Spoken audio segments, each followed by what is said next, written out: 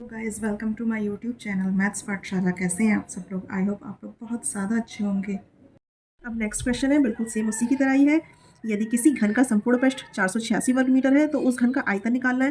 तो सबसे पहले हम क्या मानेंगे? घन की कोर लिखेंगे। माना घन की कोर ए है, ठीक है। ए है क्या है? मीटर में है, तो ए मीटर है, ठीक। लिखेंगे चूंकि संपूर्ण पृष्ठ हमें दे रखा है 486 वर्ग मीटर। हमारे संपूर्ण पृष्ठ का फार्मूला होता है 6a² और ये दे रखा है हमें 486 वर्ग मीटर, ठीक है। तो a² कितना हो जाएगा? 486/6। तो अब इसको 6 से डिवाइड कर देंगे, ठीक है। कितना हो जाएगा? 6×8 = 48 और 6 कम 6, ये 81 बार कट जाएगा। 81 कितना होता है? 9 का वर्ग, 9², यानी a बराबर हमारा कितना आ जाएगा? 9 मीटर। हमारी घन की कोर आ गई 9 मीटर। तो इसलिए घन का आयतन कितना हो जाएगा? a³ यानी 9 क्यूब। तो 9 क्यूब कितना बना हमारा? 9 ने 81 निमा 729। हमें घन भी याद होंगे तो हम आराम से लिख पाएंगे, ठीक है।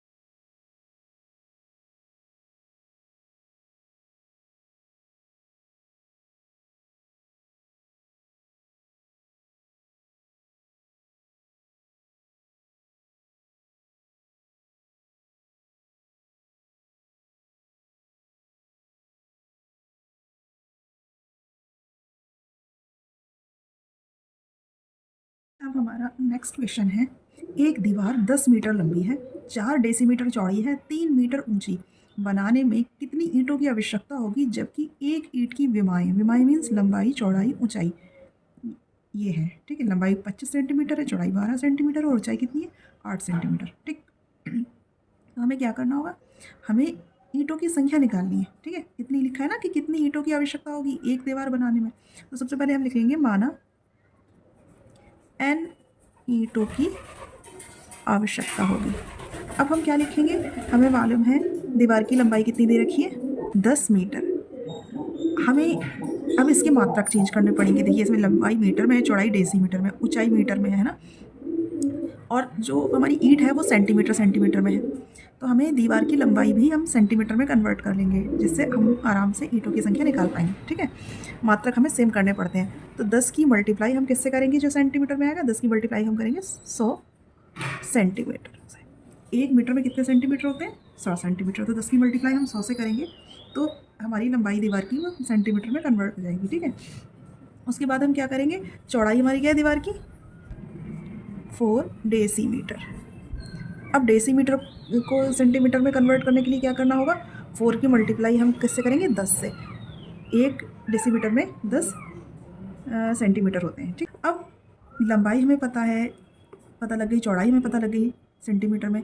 अब बची हमारी ये ऊंचाई। ऊंचाई कितनी है दीवार की? 3 मीटर। तो कितना हो जाएगा? 3 × 100। इसमें भी 100 से मल्टीप्लाई करेंगे तभी तो सेंटीमीटर में कन्वर्ट होगा। तो दीवार की लंबाई चौड़ाई ऊंचाई हमने सेंटीमीटर में कन्वर्ट कर ली, इसलिए दीवार का आयतन कितना हो जाएगा? लंबाई इंटू चौड़ाई इंटू ऊंचाई, है ना। यानी कि लंबाई कितनी हो जाएगी? 10 × 100 इंटू चौड़ाई है हमारी 4 × 10 और उसके बाद ऊंचाई है 3 × 100। ये L, ये B और ये H, ठीक है। तो L, B, H की जगह पर हमने सारी वैल्यूज पुट कर दी। अब हमें दीवार का आयतन पता लग गया। अब हम एक ईंट की विमा ये दे रखी है ना। तो इसलिए अब लिखेंगे चूंकि एक ईंट का आयतन 25 × 12 × 8, ठीक है। देखिए तीनों मल्टीप्लाई में है, विमाएँ हैं, लंबाई चौड़ाई हो जाए तो एक ईंट का आयतन ये कहलाएगा। इसलिए हमें कितनी ईंटों की ज़रूरत है? n ईंटों की। तो n ईंटों का आयतन कितना हो जाएगा? n × 25 इंटू 12 इंटू 8, ये हमारा n ईंटों का आयतन हो गया। एक दीवार बनाने में कितनी ईंटों की आवश्यकता है? n ईंटों की आवश्यकता है, यानी एक दीवार का आयतन n ईंटों के आयतन के बराबर होगा।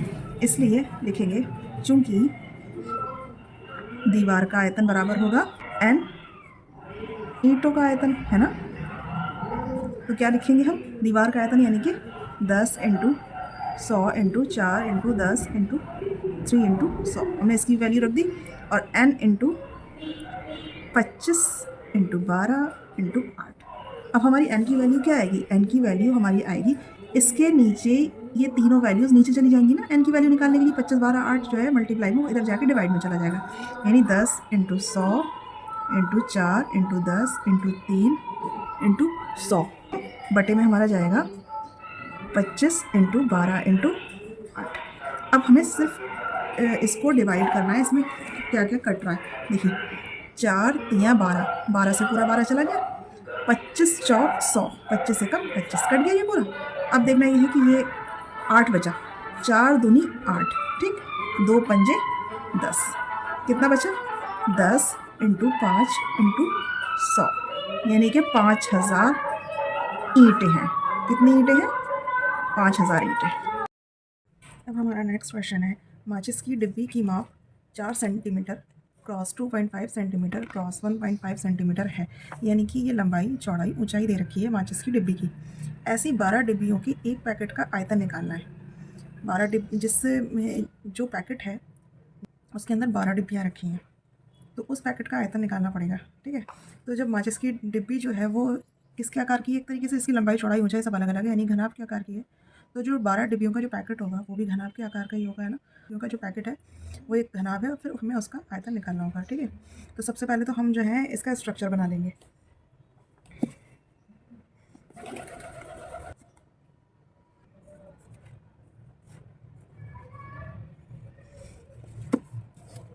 ये हमारी जो है माचिस की डिब्बी का जो आकार दे रखा है हमने ये वो बनाया है, ठीक है। इसकी लंबाई जो है L बराबर 4 सेंटीमीटर दे रखी है, ये V है 2.5 सेंटीमीटर यानी चौड़ाई, और ये ऊंचाई है 1.5 सेंटीमीटर, ठीक है। हम लिखेंगे क्योंकि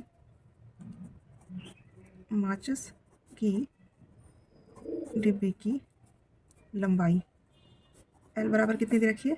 4 सेंटीमीटर, जो भी दे रखा है हमें वो सब हम लिखेंगे। चौड़ाई B बराबर दे रखी है 2.5 सेंटीमीटर और ऊंचाई H बराबर दे रखी है 1.5 सेंटीमीटर, ठीक है। लिखेंगे इसलिए माचिस की एक डिब्बी का आयतन, माचिस की एक डिब्बी का आयतन कितना हो जाएगा? LBH, ये फार्मूला होता है L into B into H, यानी 4 इंटू 2.5 इंटू 1.5। ये भी सेंटीमीटर, ये भी सेंटीमीटर, ये भी सेंटीमीटर, तीनों मिला के कितना हो गया? घन सेंटीमीटर या सेंटीमीटर की घात 3, ठीक है। अब हमें इन सबका मल्टीप्लाई करना होगा। देखिए 25 चौक होता है 100 होता है। अब एक अंक के बाद पॉइंट है ना, तो एक अंक के बाद पॉइंट हम यहाँ लगा देंगे इंटू 1.5। अब ये है 10 की जब 1.5 से मल्टीप्लाई करेंगे तो 15 आ जाएगा, ठीक है। तो ये हो गया हमारा घन सेंटीमीटर। आप चाहो तो इसे सेंटीमीटर की घात 3 भी लिख सकते हैं, कोई दिक्कत नहीं है, ठीक है। ऐसे भी लिखा जा सकता है मात्रा का, ऐसे भी लिखा जा सकता है। तो हमारी माचिस की डिब्बी का एक डिब्बी का आयतन ये निकल के आ गया। तो 12 डिब्बियों के पैकेट का आयतन हमें निकालना है, तो 12 से मल्टीप्लाई कर देंगे, इसलिए 12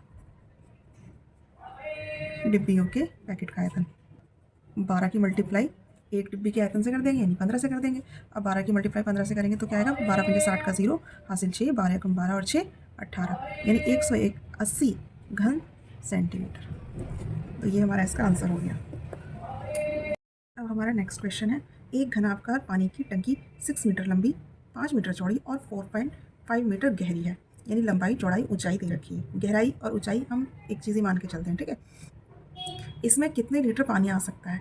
तो हमें कितने लीटर पानी आ सकता है हमें कैसे निकालना होगा? हम घनाभ का आयतन निकालेंगे, जो घनाभकार पानी की टंकी है उसका आयतन निकालेंगे, और उसके बाद उसमें हम कितने लीटर पानी ला सकते हैं ये बताएंगे, ठीक है। तो हमें ये मालूम है, इन्होंने हमें दे रखा है कि 1 मीटर क्यूब यानी कि 1 घन मीटर, इसका मतलब हुआ 1 घन मीटर में कितना पानी आएगा इस टंकी में? 1000 लीटर। तो जितने घन मीटर यानी जितना आयतन होगा उसकी 1000 से मल्टीप्लाई कर देंगे और हमें पता लग जाएगा इस टंकी में कितना पानी आएगा।